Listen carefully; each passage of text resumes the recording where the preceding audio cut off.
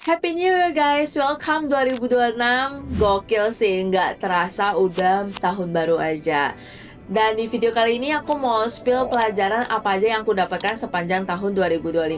Jujur aja tahun 2025 itu bukan tahun yang menyenangkan. Banyak hal kejadian di luar rencana, plan yang udah disusun rapi satu persatu tiba-tiba jadi berantakan. Ekspektasi yang awalnya tinggi pelan-pelan dipaksa turun. Dan banyak momen dimana aku terdiam, terbengong sambil mikir, hidup kok gini amat sih? Dan dari semua kejadian itu, aku sempat sering nanya, kenapa ya ini kejadiannya ke aku? Sampai akhirnya aku berhenti dan mulai nanya hal yang lebih penting. Apa yang hidup lagi coba ngajarin aku? Pelan-pelan dari rasa capek, takut, kehilangan muncul pelajaran-pelajaran yang gak pernah aku dapatkan selama hidup baik-baik aja. Bukan pelajaran besar yang kelihatan keren, tapi hal-hal kecil yang diam-diam ngebantuin aku waktu aku ada di titik yang paling rendah. Dan ini pelajaran yang aku dapatkan di tahun 2025.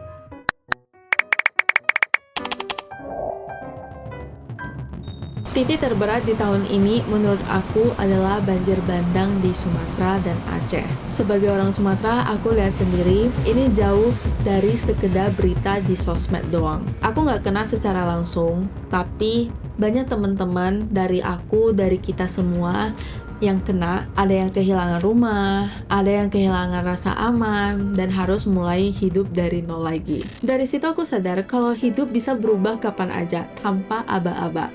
Dan tahun 2025 ngajarin aku satu hal sederhana tapi penting.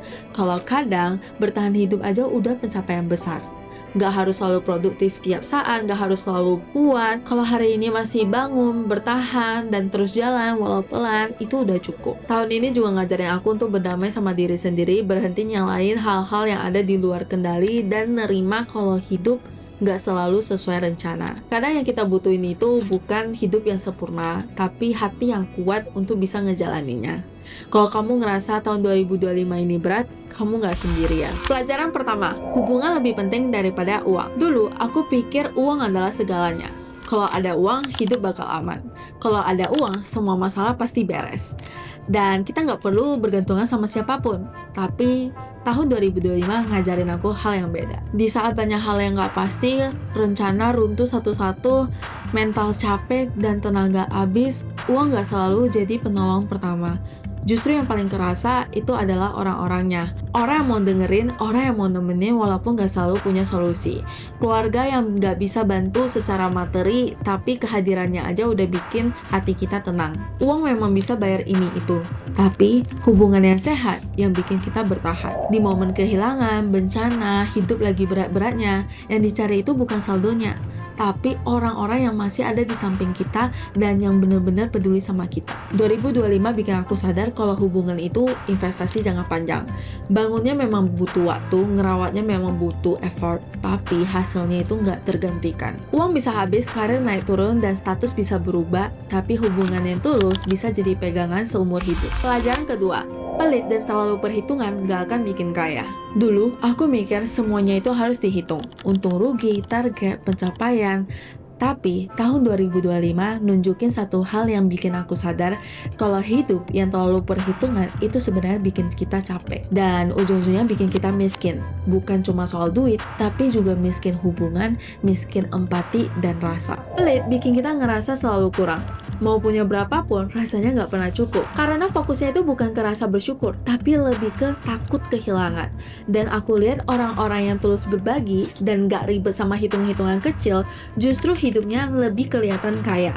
Bukan kaya secara materi doang, tapi juga kaya secara teman, dukungan, dan kesempatan. Karena saat kita jatuh, yang nolongin bukan kalkulator, tapi orang-orang yang pernah kita pelakuin dengan baik. Ketiga, semakin naik level, semakin wajib jaga sikap dan omongan. Tahun 2025 ngajarin aku satu hal penting, kalau naik level itu bukan cuma soal pencapaian posisi atau hasil yang kelihatan, tapi juga soal cara kita bersikap. Semakin kita naik, semakin banyak yang memperhatikan. Dan kata-kata yang kita ucapkan berlebihan, itu semakin memiliki dampak yang lebih besar. Dulu, bercanda sembarangan masih dianggap wajar, ngomong asal-asalan masih bisa dibilang candaan. Tapi di level tertentu, satu kalimat yang salah diartikan bisa jadi bumerang, bisa nyakitin dan bahkan bisa ngerusak kepercayaan yang udah susah payah dibangun. Gak semua kebenaran itu harus disampaikan dengan cara yang keras, gak semua pendapat itu harus dikeluarkan tanpa mikir, karena menjadi dewasa bukan soal siapa yang paling lantang, tapi siapa yang paling bisa menjaga diri. Menjaga sikap justru paling susah saat kita ada di atas, saat ego kita naik, saat kita ada di atas angan-angan, saat banyak pujian-pujian yang datang ke kita. Tapi disitulah ujian sebenarnya, apakah kita tetap rendah hati atau mulai sombong dan meremehkan orang lain. Orang mungkin lupa seberapa hebatnya kita, tapi mereka akan selalu ingat bagaimana perasaan mereka setelah berinteraksi sama kita. Karena itu hati-hati guys untuk selalu menjaga sikap dan omongan, karena reputasi kamu jadi taruhannya. Semakin naik level, kita nggak perlu lebih banyak bicara. Justru kita harus lebih banyak mikir, lebih banyak dengerin, lebih banyak berempati. Karena yang bikin seseorang benar-benar naik level, itu bukan dari posisi yang dia pegang, tapi dari karakter yang dia tetap jaga walaupun ada di atas. Keempat, kadang diam lebih baik. Ini hal yang sederhana tapi cukup berat. Dulu aku mikir setiap ada masalah itu harus langsung dibahas, harus klarifikasi, dan harus membela diri. Tapi ternyata nggak semua hal itu butuh jawaban yang cepat. Bicara buru-buru justru sering bikin salah paham dan ninggalin luka yang seharusnya bisa kita hindari.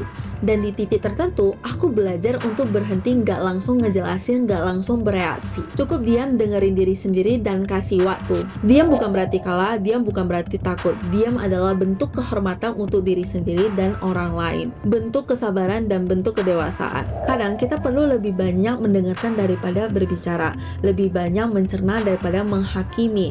Dan anehnya saat kita diam, justru kita jadi lebih kuat, lebih tahu mana yang penting, dan lebih bisa jaga hati kita sendiri. Karena kadang diam itu menenangkan kita, diam itu bentuk perlindungan, dan kadang diam adalah jawaban yang paling bijak yang bisa kita pilih. Terakhir, keluarga bisa jadi pendukung sekaligus penghancur. Keluarga itu adalah hal yang rumit. Mereka bisa jadi pendukung terbesar dalam hidup kita, yang bilang kamu pasti bisa, yang hadir saat kita masih jauh dari kata sempurna. Tapi di saat yang sama, keluarga juga bisa jadi sumber luka yang paling dalam.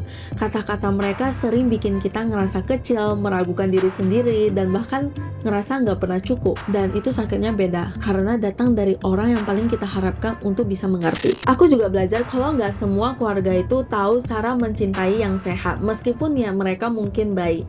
Kita nggak bisa ngontrol sikap dan kata-kata mereka, tapi kita bisa ngontrol cara kita merespon.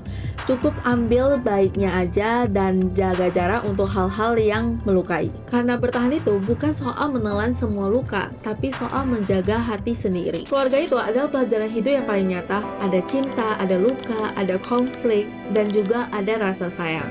Dari situ aku belajar untuk jaga hati sendiri dan tetap mencintai mereka seperlunya dan sewajarnya. Kalau kamu pengen refleksi bareng aku taruh beberapa video ini ya. Siapa tahu ceritanya juga relate sama kamu. Dan jangan lupa like, comment, and subscribe. See you!